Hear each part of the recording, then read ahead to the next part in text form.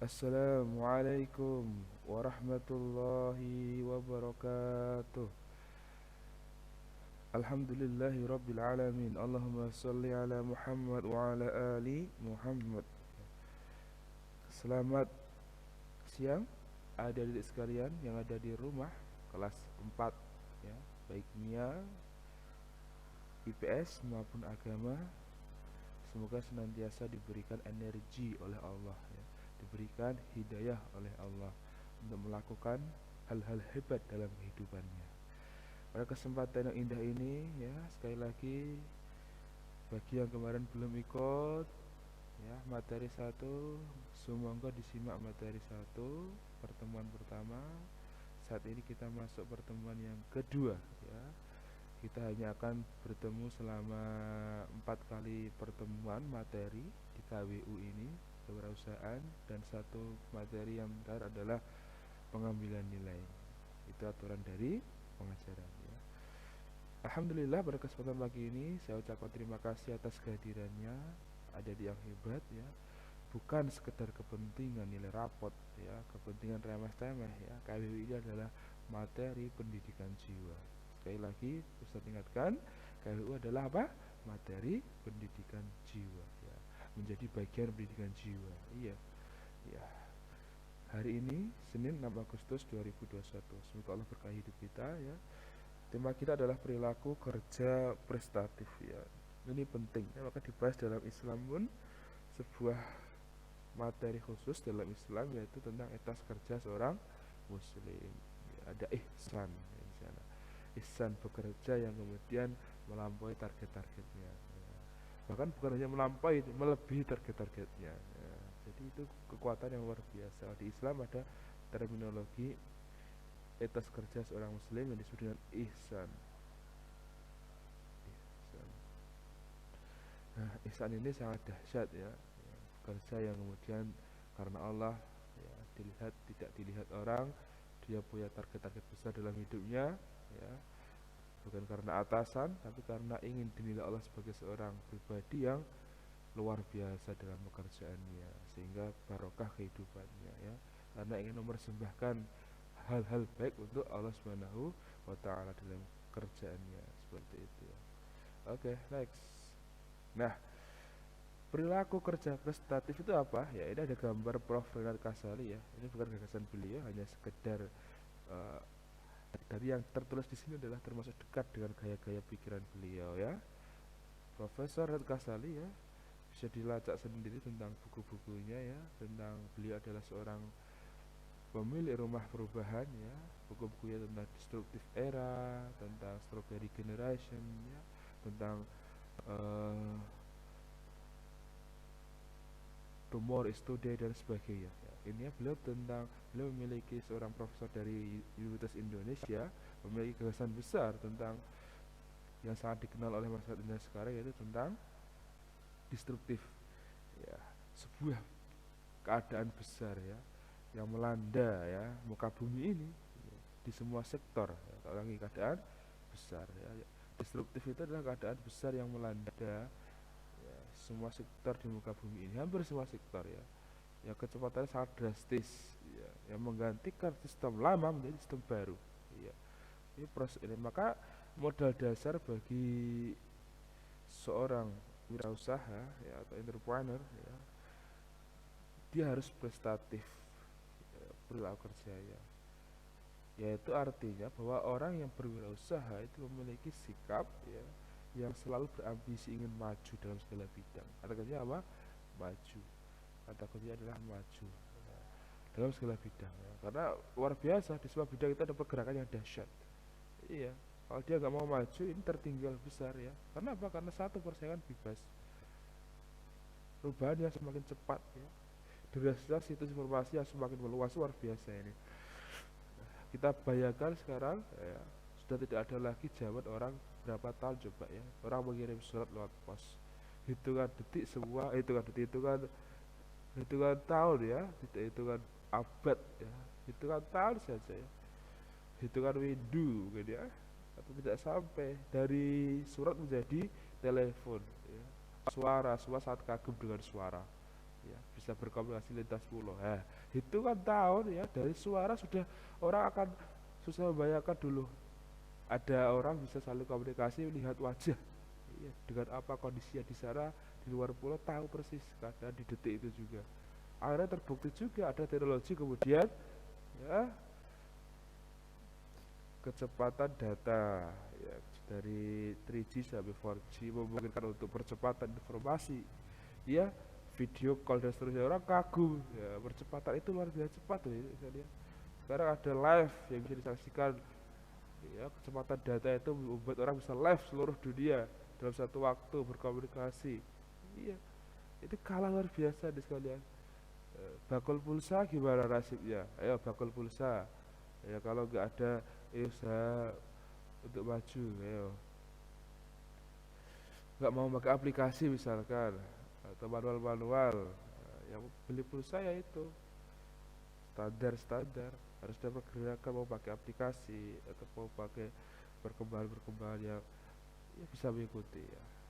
Kemudian perdagangan itu memang ya semua itu bebas persaingannya itu di dunia ini ya, ya selama itu tidak melanggar ya. Kemudian ya maka ada yang kemudian menang, ada yang kemudian bertahan, ada yang kemudian kalah dalam keadaan itu, dari keadaan itu ya. Maka poin yang kedua, poin pertama tadi bahwa ada yang kata ada persaingan, yang kedua adalah ada perubahan yang semakin cepat. Ini impact tidak bisa dibendung ya. Nah, teknologi harus dikaji ya. Luar biasa, ini generasi 5G sudah dan seterusnya ya. Nanti kemudian kalau besok ada transformasi generation, ada apa teleportation ya, itu bisa transfer keadaan ya. Transfer materi itu belum bisa ditemukan sekarang ya, tapi kemungkinan besar nanti ada transfer materi ya.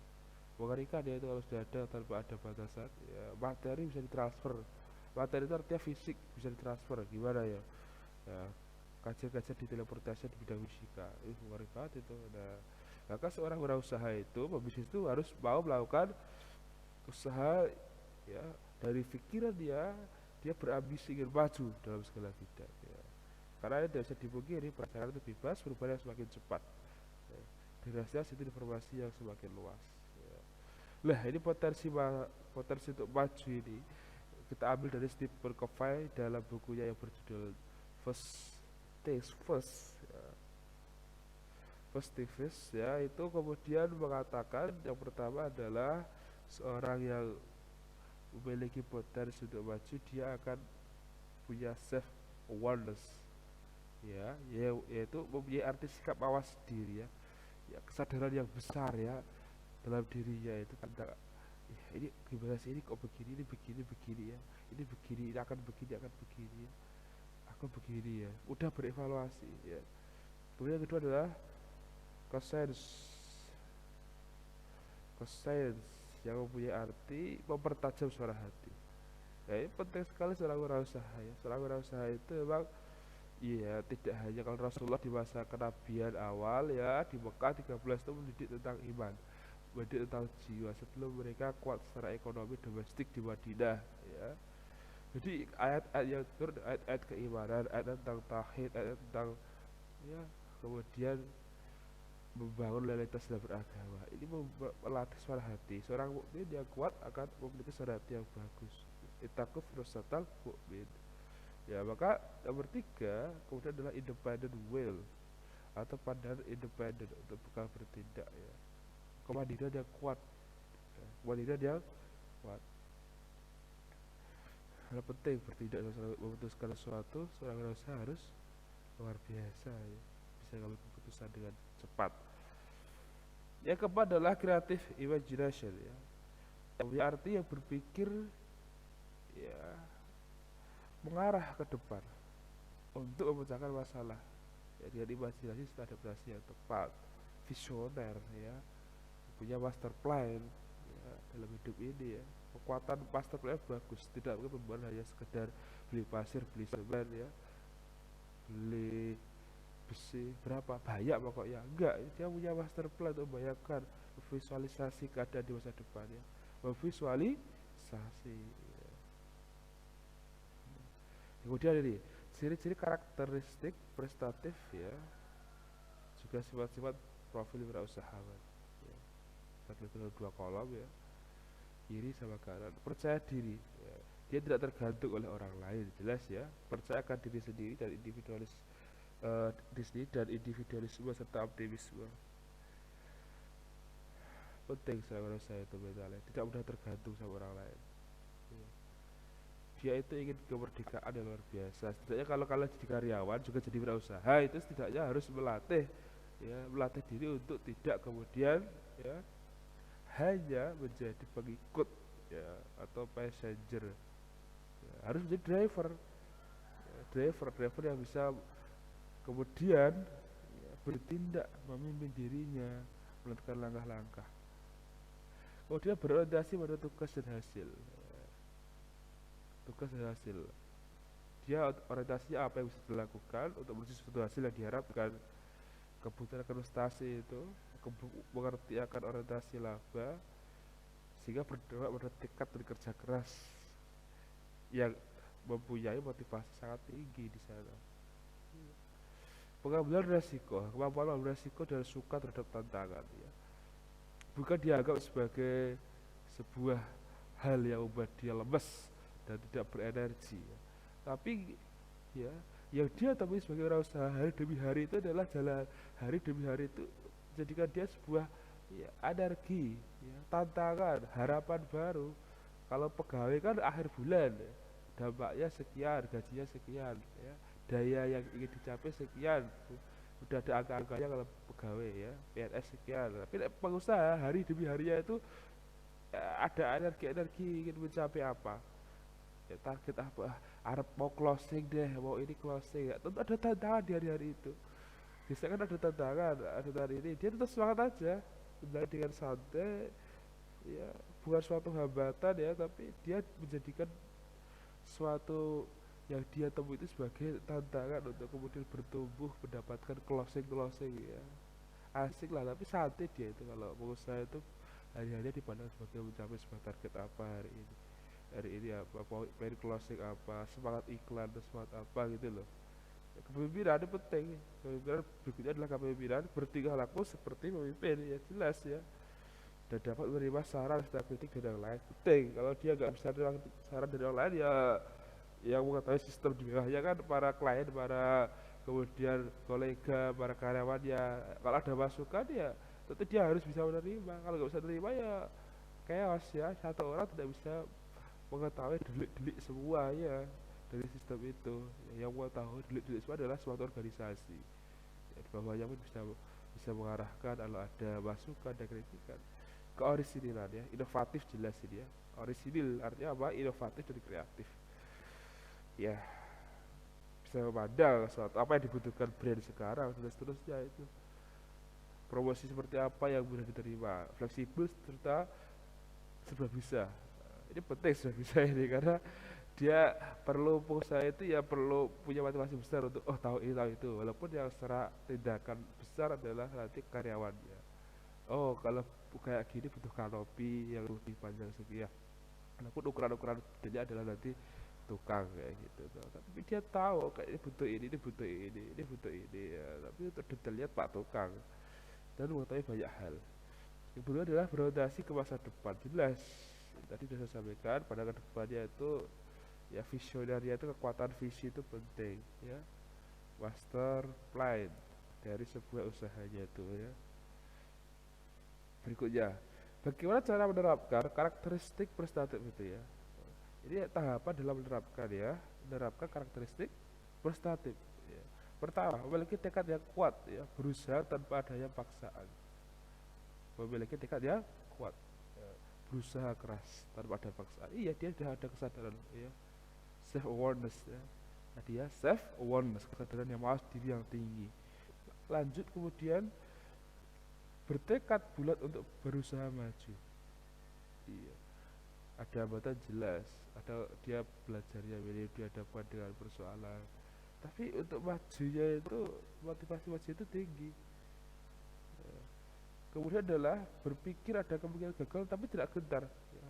Seperti tadi ya, berpikir ada gagal, iya kalau gagal itu kemudian ada di mana-mana, tapi tidak gentar, hadapi, enjoy ya. Hadapi dan enjoy, santai aja jalani ya. Apalagi kalau udah dia punya karyawan, dia mikir adalah bagaimana dia menghidupi banyak orang ini ya, bukan mikir diri sendiri. Tapi kalau udah jadi pengusaha biasanya adalah memikirkan karyawan di sekitarnya itu banyak, itu mereka punya kehidupan, dan dia dipikirkan adalah bagaimana orang-orang di sekitar itu bisa hidup juga gitu loh. Itu membuatnya tidak gentar ya. Kemudian tahapan berikutnya adalah ingin maju mandiri ya, artinya adalah mandiri ya. Tentu resikonya cukup tinggi saya kadang ya. Ya kalau udah saya sampaikan di pertemuan pertama adalah ketika skill kalian besar di suatu bidang dan ingin membuka usaha, yang resiko tinggi ya adalah berbisnis, bukan menjadi freelancer atau bukan menjadi full job, full time job, bukan, tapi menjadi pengusaha. Kalau ingin resiko tinggi adalah pengusaha. Karena kalian yang menanggung semuanya. Kalau jadi full time job, pekerja full time atau pekerja freelance itu masih agak tidak berisiko besar seperti itu. Yang terakhir adalah berpikir positif ya, ya berpikir positif ya, insya Allah ada kekuatan, ada hasil yang terbaik ya, tentu dari kreasi ya gitu ya, kreasi tadi loh ya, inovasi kreatif tadi loh. Nah sekarang ini oke, ciri-ciri prinsip kerja prestatif. Jadi penampilannya ya. Oke. Ciri-ciri prinsip kerja prestatif ya. Nomor satu itu adalah kerja keras. Kerja keras. Nomor dua adalah pengabdian.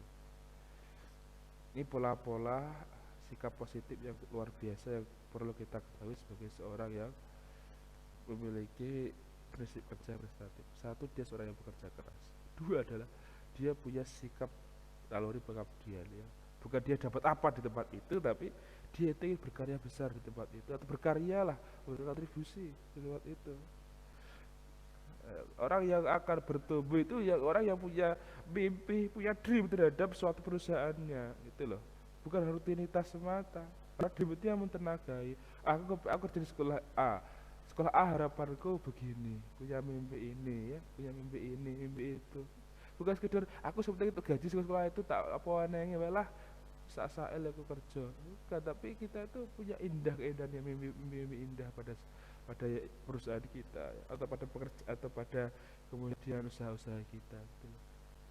Keutuhan watak, integriti, jelas integriti dia dari lisan ya, dari hati, dari perbuatan tuh ya. Seorang yang punya prinsip kerja prestatif ini adalah seorang yang ya berkarakter ya, bukan munafik, bukan kemudian mencela-mencela, berubah dengan karena ada keadaan tertentu berubah-berubah ya, keadaan sederhana sepele berubah sikapnya. Oh no, tidak.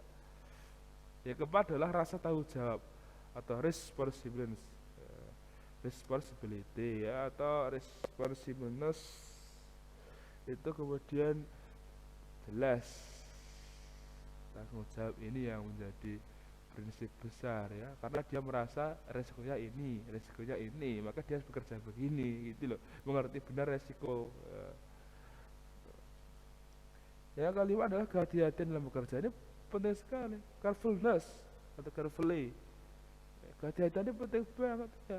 Karena kalau nggak bisa, dia punya usaha sama teman-temannya di pinggir jalan misalkan, usaha kemudian apa namanya, pemasangan kabel internet, kemudian dia membuat sendiri tower penembakan kemana-mana ya kak, yang berbasis kabel ya, masang kabelnya nggak tahu ini gimana lewat jalan ini, terbaiknya rutenya mana aja, nanti ada ini potensinya ada pohon ini gimana.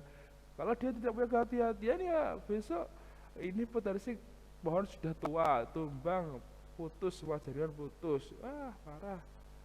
Atau tidak ada kehati-hatian ya, kecerobohannya tinggi, wah ngeri banget itu, bisa membahayakan keselamatan orang lain, bisa membahayakan keselamatan orang lain.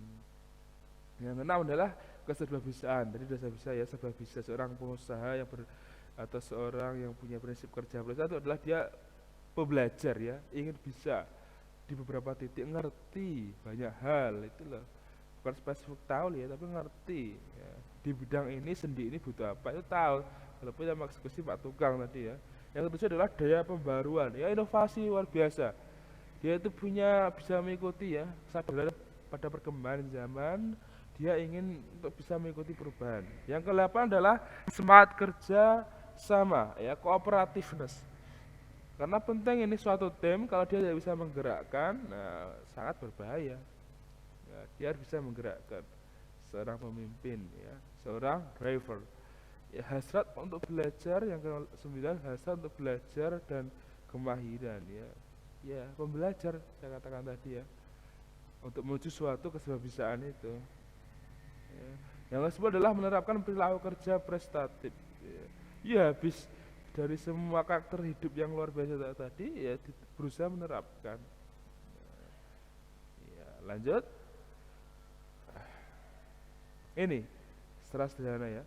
Bagaimana melihat perilaku kerja prestatif ya. Dia ada kerja keras. Yuk kita lagi bareng-bareng. Ada apa? Kerja keras, ada kerja mawas diri. Ya, ada kerja keras, ada kerja yang mawas diri. Ya. Ada kerja cerdas, ada kerja ikhlas, dan ada kerja tuntas. Nah, luar biasa ini. Kerja keras, ada kerja yang kemudian mawas diri, ada yang kerja cerdas, kerja ikhlas, kerja tuntas. Kerja keras, ya.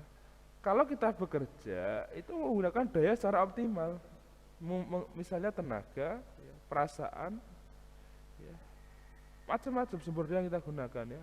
Kerja keras ini baik misalkan seorang nelayan ya, contohkan ya, dari segala macam cuaca ya. Iya kita mau ke sekolah, ada cuaca, ya hujan mendung, udah males tat misalkan, aduh males tat, nggak usah pelajaran aja, astagfirullahaladzim, tidak seperti itu kerja prestatif itu.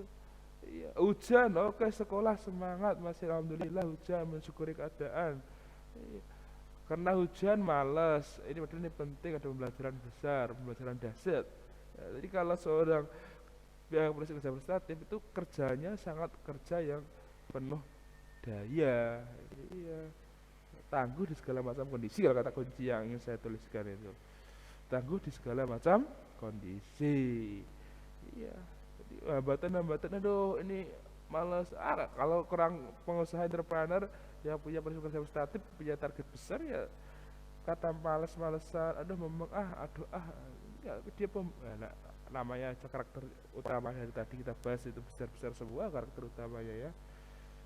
Oke, kerja keras menggunakan daya yang besar, ingin capaian yang bagus ya,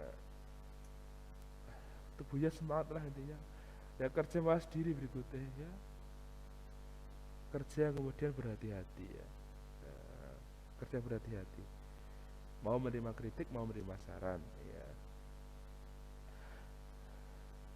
Kemudian tentu sebelum melakukan tindakan dia persiapkan dengan matang ya, keputusan yang diambil itu. Oleh karena itu ya, kehati-hatian ya fit ta'adis salamah ya. Oleh karena itu sikap kehati-hatian ini perlu sekali diterapkan sebagai cara pengusaha dalam mengambil keputusan ya. Tidak sembarangan investasi, tidak sembarangan kemudian ambil ini ambil itu. Kita harus kuat secara analisis dulu, segmentasi pasar gimana dan sebagainya. Tidak, tentunya ini ya, seorang yang berkarakter bagus itu tidak mudah ya, tergesa-gesa atau kemudian responnya sembarangan. Nah, contoh kalau gawe pribadi bermasalah di rumah, sedang ada masalah di rumah, ya sedang ada masalah di rumah, ya, itu tidak boleh dibawa ke perusahaan. Ada masalah sederhana di rumah, yang dimarah-marahi karyawan, yang dimarah-marahi yang kasihan karyawan, sistemnya kurang bagus nanti. Bahwa dimarah-marahi, teman-teman dimarah-marahi gara-gara ada masalah kecil dalam keluarga. Ini tidak sehat itu. Maka dia harus kerja mawas diri dari rasa emosional. Kerja cerdas ya. Kalau udah tahu bebannya berat, bebannya sekian puluh kilo, kekuatan kita 50 kilo, bebannya udah 50 kilo ya, gimana kita mau dapat 100 kilo atau sekental. Iya, itu harus ada tips dan trik kerja cerdas. Udah mendapatkan 1 kuintal, padahal tenaga kita 60 kilo. Faktor apa yang perlu dinaikkan? Ya, faktor apa yang perlu dinaikkan misalkan ya. Ya harus kreatif berpikir yang kemudian maju gitu loh.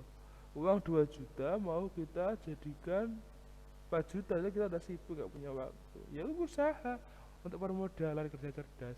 Putarkan ekonomi di sektor ini, jualan apa gitu. Bagi pengusaha pemula. Iya. Ada kegunaan teknologi yang tepat. Sibuk ya kemudian kerja cerdas saya itu tenaganya sekian, pendapatannya cuma 2 sekian juta sebagai karyawan atau 3 juta sekian, ingin punya penghasilan tambahan ya. Putar uang kamu, cari tambahan energi, tambahan penghasilan baru, keran baru ya, dengan cara yang kreatif menggunakan teknologi dan sebagainya misalkan ya, jualan pulsa atau jualan apa ya, dengan aplikasi terbaik ya, bukan profesional standar ya yang kemudian beli pulsa dari ini atau paket data dari ini, padahal kita tahu ada aplikasi yang dahsyat yang kemudian sesama dengan vendor kemudian jualan-jualan pulsa itu yang harganya sangat murah. Nah, harus kreatif ya mencari dan seterusnya. Nah, jadi kalau kerja targetnya sekian ya, target kita sekian, bagaimana kita berkreatif menuju target yang besar tadi itu. Kalau berarti timbangan itu menggeser sumbu ya, ini kan udah seimbang kanan kiri nih ya, di tengah loh sumbunya, kita geser sumbunya kiri kalau kan biar seimbang ya, karena bebannya semakin besar, nah kita sekian. Kita kerja ikhlas ya. Jadi ini penting sebagai tenaga besar dalam hidup kita ya. Setelah ada jerih payah, setelah ada kemudian beban yang kita jalani ya, semua harus kita manifestasikan dalam suatu paradigma spiritual. Kita ikhlaskan, persembahkan yang terbaik ini semua, niatkan untuk Allah Subhanahu wa taala. Kadang tidak sesuai ekspektasi, ya, kita harus ikhlas karena ini ikhlasnya akan meredakan emosi, meredakan ya, melapangkan hati untuk kemudian melahirkan energi-energi baru. Iya, karena energi positif itu hadir dari sebuah kerja ikhlas ini dan hasilnya juga enak dilihat orang lain itu loh. Tapi kalau temperamen tinggi no ya, sikap mentalnya negatif itu berbahaya juga untuk kebaikan kerja tahap selanjutnya ya, ya. Kerja ikhlas ini penting sekali alias tawakal di sini ya. Lah dari ikhlas harapannya ya berusaha untuk tuntas ya, kekuatan visi, tahu grand design secara keseluruhan dari sebuah konsep yang ingin kita capai, namanya kekuatan visi. Tadi disebutkan di awal adalah master plan. Apa? Master plan ya. Tahu grand design yang ingin kita capai dalam hidup, dalam usaha kita atau dalam capaian akhirnya apa sih ya, dalam suatu perusahaan kita atau usaha kita, atau kita kerja di suatu perusahaan atau di suatu yayasan ya, kita ingin apa akhirnya itu, maka dibutuhkan yang namanya sikap kerja tuntas, tidak setengah-setengah berusaha menuju suatu mimpi di ujung sana itu apa, tahu persis desainnya. Oke ya, itu insya Allah pertemuan hari ini semoga bermanfaat ya. Sikap kerja prestatif ya. Terima kasih atas perhatiannya adik sekalian. Jika ada yang ditanyakan bisa hubungi Ustaz Jalal melalui nomor telepon. Ada ini karena terbatas hanya sebuah video virtual, tidak mengurangi, insya Allah tidak mengurangi semangat adik sekalian untuk memiliki daya juang ya, daya berenergi ya, dari usaha menuntut ilmu ini ya. Terima kasih ya, perhatikan materinya.